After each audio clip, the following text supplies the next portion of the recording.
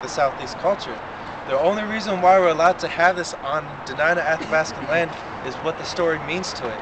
The story here means every culture has their past, their present, and their future. And without that, we wouldn't have a culture. So what this totem pole represents is our past, present, and our future. Is that why his hair is white? See that side house? Yeah.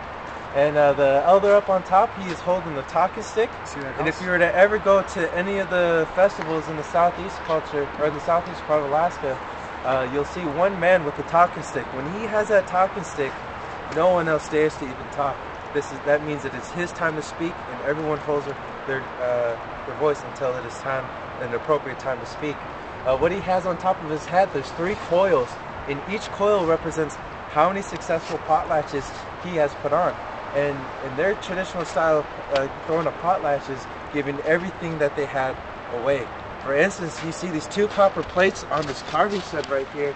Those copper plates, we did find gold, but gold wasn't valuable to us like it is to people today. When we try to use gold for tools, for holding things together, it would just end up bending. With copper there, it would hold it together, and these logs going across, when they dry out, they'll tend to crack. What those copper plates were meant for is holding that piece together to make sure that it did not split. So giving away copper, giving away everything that you had available to other people, that would be a successful potlatch. So he put on 3 of those. The guy in the middle, that represents people that are today, such as myself.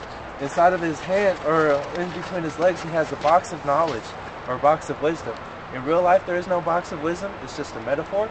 And he has the lid open, holding the elder up on top, saying, I'm willing to learn. And then the children on the bottom, that is our future. And you can see they have their blankets across the blanket and their clan crest up on their head. And then above them, we have 2 clans. We have the raven on the left, eagle on the right. And here in the Southeast culture, you're either raven or eagle, and then we have many, you can be raven, bear, raven, fox. There's so many of them. There's actually one of those posts that have a list on it. But that there is saying those are the 2 lovebirds. Because with our clan system, you're never allowed to marry, let's say if I was a raven, I was to never marry someone of raven clan as well.